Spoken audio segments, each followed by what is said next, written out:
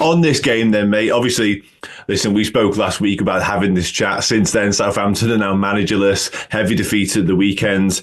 They are where they are in the league. It's been a real sort of tough, baptism of fire, really, in terms of the way they want to play and what Russell Martin's tried to do. Hasn't worked, just 5 points, just one win. Let's start with that, really. Was it the right call? Was it the right time for Russell to move on? I've been saying non-stop, stay with him, because I do believe he is one of the best up-and-coming English managers. What's happened is that he's tried to improve the players to Premier League standard, because I think it was clear to see that the squad wasn't Premier League standard. So he didn't go out and buy 5, 6, 7 Premier League standard players. So what the task was he was going to improve the players. Now that he has been doing that, but it's been costing us in the meantime. And it was, can you get to the point where now the players are established, they're confident enough to play the way Russell wants to play, and good enough? Have they improved enough to be able to do in the Premier League? And I think it's got to the point now where the people above have probably made a decision where I think if it was a few more points, honestly, just a few more points, I think they would have stuck with him, because I think he really, really wants them to succeed. The lads, most important thing was the players behind him. Yes, they was. They was 100% behind him. They believed in what he wanted to do and the way he went about it. But I feel like just the points on the board, the pressure was getting too much with the fans, and they've made the decision. It's a shame, because I really liked Russell, really wanted to succeed under Russell. And if we went down with Russell, then he's obviously the best coach we've got to get us back up, and then we go again. But I think what happened is that the squad he had in the Championship, a couple of the attacking options went, and we haven't really replaced them with the same, if not better. So it's made the job harder for Russell, not easier. And he's just found it a little bit too hard. Time's kind of ran out on him. But I wish him all the best. Like I said, he was a great, great fella, and he's done amazing for Southampton.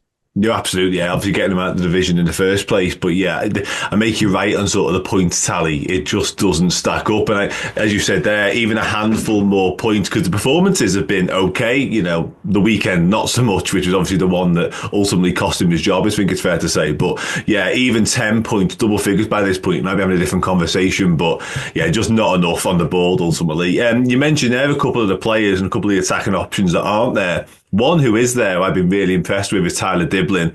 In terms of the key players, in terms of the standouts for Southampton, you're probably looking at him and maybe Harwood Bellis at the back. Yes. Yeah, no, I was there, like I said, I was there the other week to watch the league game, and Diblin, oh my word, the performance from him was unbelievable. I don't see many players playing it like that against Liverpool.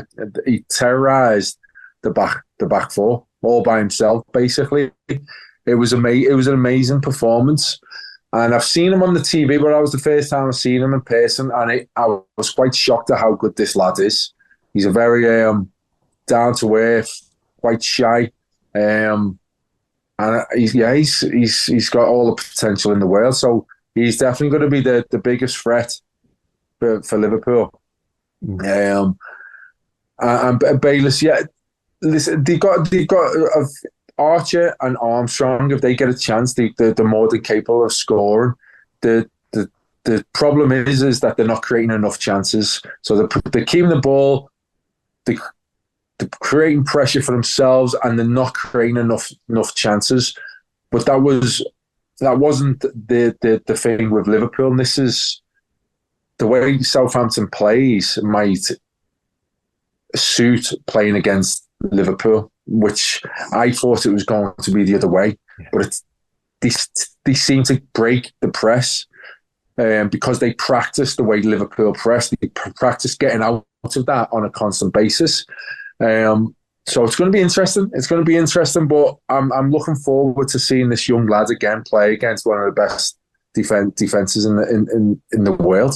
Yeah, no, absolutely. Yeah, I was really, really impressed by him. And he's one that many teams of Liverpool's stature, calibre, will be taking a closer look at, I imagine, because, yeah, he looks like a real prospect, a real talent. And you said it there, I think we will see more of the same from Southampton, because I think it's Simon Russ has taken charge. He hasn't enough time on the training ground to change anything, really, or implement anything. So I think in terms of the approach and the style, it will be quite similar.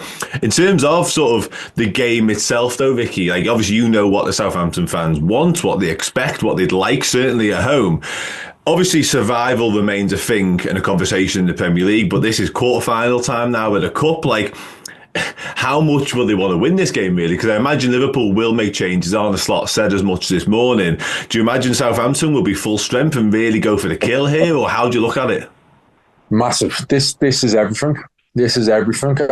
Obviously, the people in Southampton will truly believe that they still have time, and their next appointment, I'm pretty sure, will be trying to stay in the league, but they will realise the difficulty in it. So this game then becomes even bigger, especially if the realisation is that the relegation is on the cards.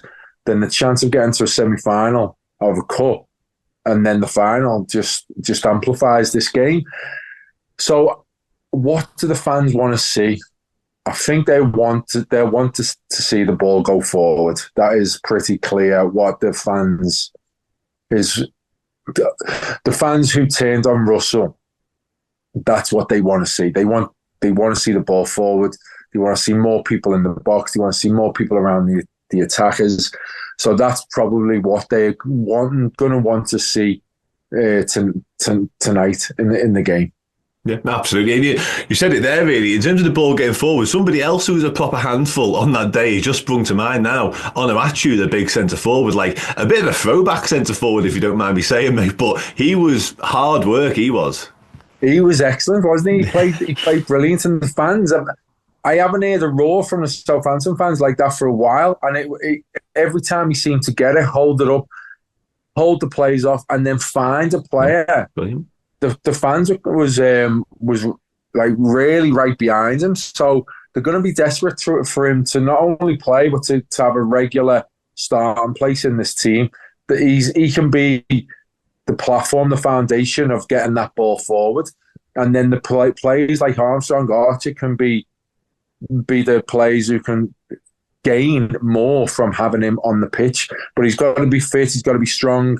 Hopefully, he can be a regular now for Southampton. No, absolutely, mate, 100%. Yeah, just finally, mate, before I let you go, this is always a horrible question, but it's especially horrible today for two reasons. A, you used to play for both clubs, and B, we don't know what the fuck the team's going to be in terms of lineup. So forgive me, what's the prediction? God. Yeah, do you know what? I would have said the Liverpool win, but with a change of manager, with Liverpool, who's probably going to rest a few players, I'm going to go with a Southampton win. Okay. We'll accept it, Rickie, from you, but only from you, mate. All right. Top man, thank you so much for joining, mate. Massively appreciate it. Have a good Christmas as well, buddy. Take care, mate. Nice one. Everybody else, thanks for watching. Thanks for listening. Take it easy.